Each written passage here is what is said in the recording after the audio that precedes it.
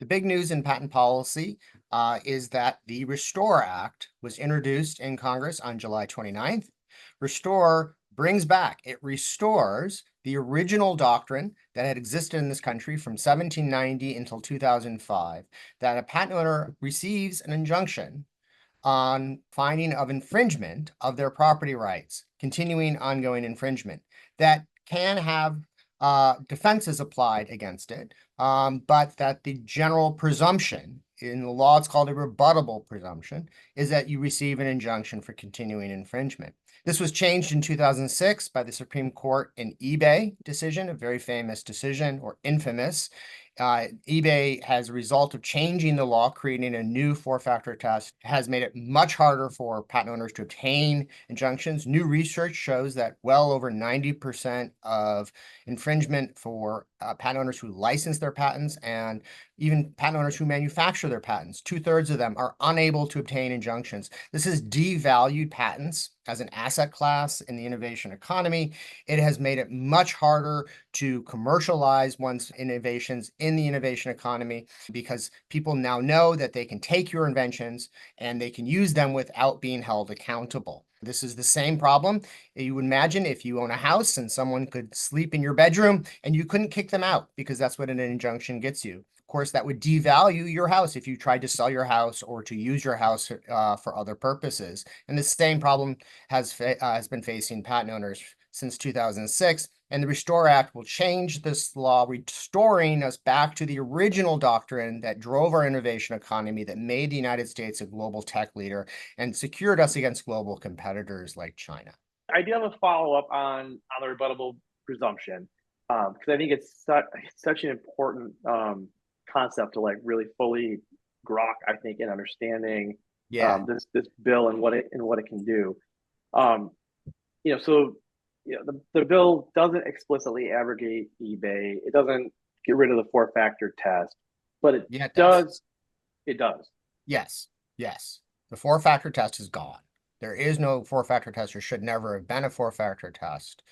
So Restore directly replaces a four-factor test with this general doctrine which is what the doctrine was, as for over 200 years, that on a finding of infringement of a patent, so there's no question that the defendant's liable, has committing patent infringement, and the defendant has failed to invalidate the patent.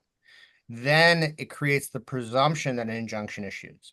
And so it's a in the law we call it a burden shifting practice. In fact, almost all law functions in this way. It functions through burdens. You file your complaint. Well, what happens then? The defendant has to answer the complaint. So the burden shifts to the defendant to answer the complaint, right? You file as the plaintiff a motion for summary judgment. I win no matter what.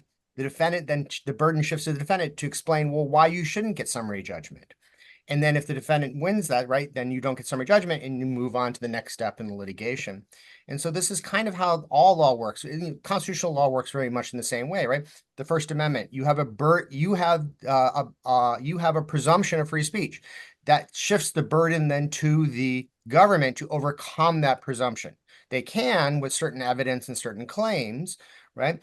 And then the burden can shift back to the citizen to then show that those claims are not actually legitimate, or there isn't actually really evidence. And that's the back and forth, the give and take of legal argument that we see in courts.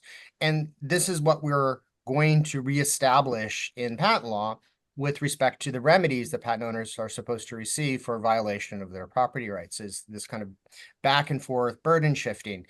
That's what got thrown out by the eBay with this four-factor test that put all of the burden on the on the plaintiff patent owner, and eliminated the presumption and said you don't get an injunction unless you first prove all of these factors. And that was never the requirement of patent owners in the law. It's not a requirement of any property rights owners, in fact, even owners of land and other types of property rights. And so, which has the same doctrines applied to it for obtaining injunctions. So it does. So the purpose of the bill, they're very explicit in the findings that support the one sentence amendment to the Patent Act, as well as in the supporting one pager, that the function and purpose of this bill is to abrogate eBay. In the same way that the function and purpose of the second sentence of Section 103 in the 1952 Patent Act is simply to abrogate the Kuno engineering decision that you have to have a flash of creative genius in order to have a patentable invention. Gotcha. Okay. Um, and in terms of the weight of the presumption, for a layperson who doesn't spend a lot of time, in patent law, I suspect that most people are probably very familiar with the criminal law concept of, that you're innocent until you're proven guilty. And that we all benefit, immensely from that in a court of law, right? Not having to, uh, not being flipped, not being the other way, not being assumed that you're guilty. In this case, where the assumption, the presumption is that the injunction is in fact warranted. Are those sort of like reasonable analogs in terms of understanding the weight shift that happens with moving the presumption? Mm-hmm. Exactly. So just like in constitutional law and in all other areas of law, criminal law, we have the exact same type of presumptions that are rebuttable that then create a back and forth burden shifting for arguments as to who has to prove their case. But you go into criminal law with the presumption that you're innocent. So the burden is on the government to prove that you have actually committed the crime. So the burden is on the government to submit the evidence that shows why you should be held accountable under the criminal laws. And if the government fails that burden, it ends there, right? And the defendant is not guilty. And this is really important because there's a lot oftentimes misunderstanding that courts find people to be innocent. Courts don't find people to be innocent. They find them to be not guilty. They find the Not guilty. government failed its burden Yeah, to right. prove that you were actually guilty of a crime.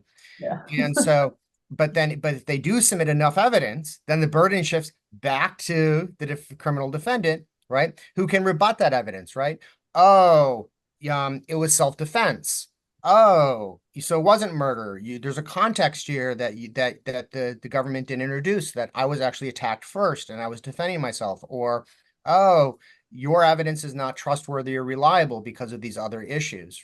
And so, and then the government can try to rebut those counter arguments if if the defendant establishes and meets the legal requirements for asserting these defenses and various counter evidence for the arguments by the defendant. Then it goes back to the government to try to rebut those arguments, and back and forth until eventually you have one person standing. And that's kind of the classic, legal analysis. That's the crucible of the courtroom that we talk about. It's the back and forth. It's the argument. And this is why in the law, right? The process, the argument, it's the analysis of the lawyers and the analysis of the judges that is the most important thing, because that's what reflects this back and forth engagement with different arguments through the various shifting of burdens of proving one's argument. But the law always starts with someone having the first presumption that someone is either innocent or someone presumably wins, having met the various requirements for being in court in the first place. And so this is true in criminal law, and people understand this through the innocent until proven guilty, which is exactly the same point. You get an injunction until proven otherwise, and that was the same doctrine in private law. And by the way, this isn't unique to patent law. This is the law for all injunctions. For breaches of property rights, for continuing trespasses, or for continuing violations of contracts, where you get a special injunction called a order of specific performance, and things of this sort. Is that, if you can show that you have these kind of continuing violations, ongoing harm that justifies an order by the government to stop it, an injunction, then you get the injunction. And then the burden can shift back to the other party to try to show, well, but the injunction shouldn't issue in this case. Now, it's very important, though, that there's a thumb on the scale, so to speak, in the law. There historically has been, because we're at this point, right? We're talking remedy. So liability has already been established. The defendant has been found by a court to be violating someone's rights. In this instance, a patent right, a property right. So the defendant is trespassing. And oftentimes the defendant is knowingly trespassing. So they are a bad actor. They are a wrongdoer is the term in the law. And the function of the law is to achieve justice, I teach remedies law, and we talk, and the phrase we use is to put the plaintiff in their rightful position, the position they would have been in but for the infringement, the position they should be in if this person hadn't violated their rights. So you don't get to come in and then say to the court, okay, yes, I'm a wrongdoer. You found me to be a wrongdoer. I'm violating rights, but have mercy on me. Or, oh, this is the injunction is going to hurt me more than it's going to hurt the plaintiff. And historic, because people have been making these arguments all the time. These aren't, modern arguments. These are classic arguments that have existed from time immemorial, right? Oh, woe is me. In the criminal law context, yes, I killed my parents, but now I'm an orphan. Have mercy on me, court, right? So, so this is not unique to patent law, and it's not unique to the 21st century. And so courts are not accepting of arguments by defendants that, oh, now you should listen to me about about potential harm to the public interest or potential harm to me that outweighs the harm to the plaintiff patent owner. Or, oh, you should, the patent owner is acting badly. I know I'm acting badly, but they're acting badly too. It's just like, the courts have always been very commonsensical. It's one of the nice really things about the law is that there, is in fact, uh, uh, you guys know this very well, right? Basically the basic rule of law is be reasonable, right? And the courts are reasonable. In fact, I tell my students that you could sum up all of Anglo-American law as be reasonable to each other's dudes and dudettes. And so the courts have been very reasonable about this. They've been very commonsensical about this. And as parents, we understand this issue too. It's like, so you're like, you just apply very common sense to it. It's like, well, of course you're saying this. Of course you're saying the public interest is going to be harmed because you're trying to get away with something now. You've been caught red-handed, and you're going to come up with any argument you can come up with to try to get away with get away with your crime, to get away with your violation of someone else's rights. Yes, it's rebuttable, but there's a thumb on the scale that favors the patent owner. It's why it's called a presumption. So it's not simply you've just won your argument. You won your argument, and there's a strong reason for you to receive this remedy now. It's a very strong reason. And so the defendant better have really, really, really strong reasons why you can't get your remedy. And this is why, for instance, in my historical research, I found that these classic arguments that you hear all the time now because they're required in the four-factor eBay test, like the balancing of the harms between the plaintiff and the defendant and the consideration of the public interest, that's almost non-existent. There's almost no cases, very, very few. I mean, it's less than 1% of the cases involve those types of arguments where the courts even consider them. And that's because they recognize that, you have someone who is a wrongdoer. And so they're going to be making those types of arguments, but wrongdoers are held accountable for harming other people's rights, and sometimes that means that they're hurt more, and that's exactly the point of the law. Yeah, appreciate that. So sometimes I'm guilty of asking overly packed questions. This might be another one, but I'm gonna give it a try.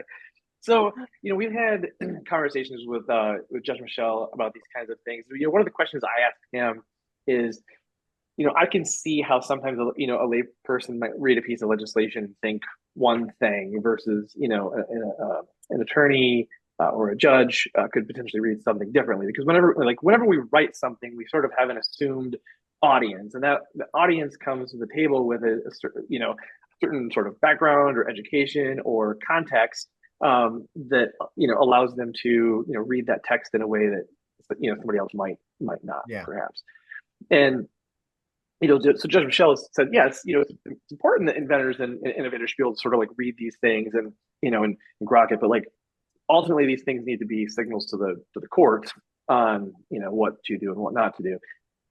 So all that said, so is it your opinion then that if restore were passed, became law of the land, that Hmm. this as it is written, it would be a strong enough signal to any reasonable judge that the clock has been set back to pre-eBay in terms of injunctive relief? Yes, yes. For the exact same reason that that single sentence, nor shall an invention, the patentability of an invention be negatived by the process by which it was conceived or something like that. I think that's the specific language, right? Was clearly understood to be overruling Kuno Engineering's Flash of Creative Genius test, even though it never mentions Kuno Engineering in the sentence, nor Flash of Creative Genius. It doesn't mention the test. But it was well understood, single sentence, well understood what the function of that sentence was. And so it's because of the various rules of interpretation of how you interpret statutes and understanding what a point of a sentence is, and also the legislative history for the 1952 Patent Act was very clear about what the function of that sentence was.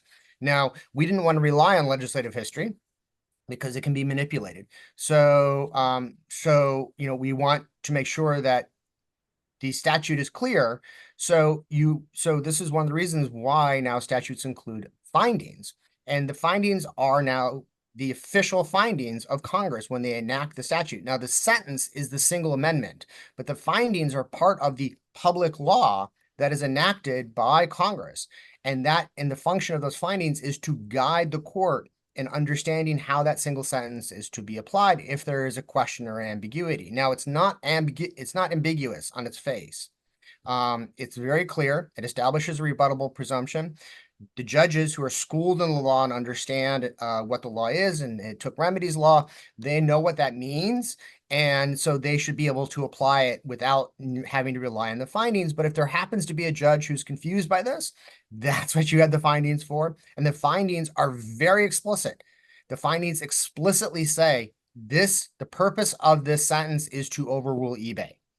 And it explicitly identifies as findings, not just the legal function of the sentence, but the impact, the negative impact of eBay. The findings specifically state that eBay has made it much harder to obtain injunctions, and as a result, it has fostered the practice of what we now call predatory infringement, where people deliberately infringe because it's easier and cheaper for them to do so because they know that there won't be an injunction issued against them, and they can exploit the costs of litigation and ultimately the low royalties set by a judge, which is de facto price controls for patents as a basis for just basically stealing and taking people's inventions and violating their property rights in those inventions. And so the statute is is perfect in this sense. It's clear as a single sentence, and it includes these findings that make it very clear as well that what that single sentence does. And in this sense, it achieves the exact same goals that single sentence that abrogated the Flash of Creative Genius test and which made it impossible to obtain an invention, which is why Congress abrogated it in 1952. And it worked. And this single sentence will work as well. I've been seeing in the content we've posted previously on this with your research and Dr. Christina Ackery's research, this comment sort of pops up that basically this only changes the order of the motions filed around the four factors. I see that comment pop up a lot of times when we post something around this bill, and I sort of think everything you just explained explains why that's an inaccurate assessment of the Yeah. Yeah. situation. So as my research shows, and as people in remedies law know, right, that there are no mandates in the field of injunctions, which is the area of equity. And so just as there's no per se rule to get an injunction, there never was, there's no per se rule that you have to balance the equities or you have to consider the public interest. And as I showed in my own historical research, in fact, out of 899 equity cases, you saw almost no cases, zero. I think there were like 3 or 4 involving the public interest. And 2 or 3 of those were takings cases. So they wouldn't even be considered private lawsuits now. They were lawsuits against cities, where the court said, well, there's public interest in the city being able to use fire hydrants and things like that. So those wouldn't even be, classic kind of private law patent infringement injunction cases now anyway. So just because a defendant says, hey, I get to argue public interest or I get to argue balance doesn't mean that the courts consider it, that the courts give it any weight. But unfortunately, under eBay, the courts are mandated as a per se requirement to consider those factors as part of the 4-factor test. And even worse, the burden is on the plaintiff. The burden of the 4 factors is all on the plaintiff. So the defendant can just sit back and say, I don't have to argue anything. You have to prove that you get an injunction, which totally turns the entire law of injunctions on its head. Once you prove someone is continuing to infringe your rights and that you have a valid property right, whether it's in land, whether it's in a bicycle, whether it's in a computer, and whether it's in an invention or a book, copyright, you get an injunction. You get to stop that wrongdoer from continuing to commit their wrong. And the burden is entirely on the wrongdoer to try to argue against a very strong presumption against them why they shouldn't, in its very special, narrow circumstances, why they shouldn't have an injunction applied against them. So it's to go back to the original doctrine, right? And this is the original doctrine. By the way, also I found in my research, I counted how often patent owners won, and they won well over 90% of the time, as they should. And that makes complete sense, because that's actually how it should work. And by the way, it was very similar, tracks very similar, the same type of percentage of win rates for patent owners under the Federal Circuit's doctrine. So before eBay. So and the reason why they're winning is because it's next to impossible for a wrongdoer to appeal to, quote, equity, unquote, to say, now you should have mercy on me because I'm harmed, or now I get to drape myself in the public interest as a wrongdoer. There's a very famous saying that we all know very well: you can't have your cake and eat it too.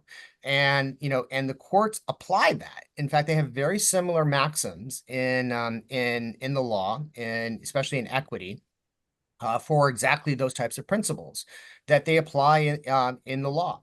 And so you don't get to be a wrongdoer and argue good faith and argue public interest at the same time. And the really nice thing about the Restore Act is, by reestablishing the original doctrine, it directs the courts to look at all of these earlier cases where the courts were doing this and the courts were saying making these points. So it's not true. It's entirely false to say, well, the courts are just going to continue to do exactly what they've been doing under eBay, just using different language. That's, to say that would be the equivalent of saying in the 1952 Patent Act, well, yes, Section 103 in that one sentence overrules the flash of creative genius. But the courts are just going to continue to do it the exact same way anyway. They're going to continue to apply the flash of creative genius, so they'll just do it under another different language. I mean, if that's ultimately your argument, then Congress could never pass any statute to overrule any prior court ruling, because if your point is courts can try to figure out a way to continue to do the bad stuff that they've been doing, not as bad actors, but just applying bad law. Well, yeah, I mean, that's possible, but it's also possible that courts can ignore the Constitution. It's also possible that courts can ignore written laws and the criminal law and let criminals off and things of this sort. So we should have no law, I guess, because it's possible that people can do, can twist and warp words and into things that they don't mean. No, I mean, you apply the law, you adopt a doctrine. given the context of legal knowledge of the people that that are going to be applying it, judges, and you understand that they will be good actors in their institutional context and will continue to do what they're doing. One of the reasons why eBay has led to such problems is because this court's sole justification to eBay for this four-factor test was this is an historical, long-standing precedent. That was their sole justification for it. This is long-standing practice and equity. Well, there were no cases in equity. As my historical research showed, there's 0 cases applied to four-factor test. So the courts were at sea. They just were like, we have no precedent to guide us. And so they had nothing but the kind of contemporary policy arguments, the narratives of patent trolling and holdup and things of the sort that big tech and others had pushed so effectively in the patent policy debates for so long to guide them. And then that's what they used to apply these 4 factors. But that's not what's going to happen now. They're being told explicitly in the findings, we're restoring the original doctrine, the doctrine that you will find in cases, historical cases that are precedent for you to apply as judges, in which you do all the time. And so, so it would be completely anomalous for a judge to say Congress enacted a law that explicitly says we're changing the law, we're overruling a Supreme Court ruling, but we're going to continue to apply that same Supreme Court ruling, just with different language. It's not what happened with the 1952 Patent Act when they overruled the flash of creative genius test, and it won't be what happens this time with the Restore Act and injunctions.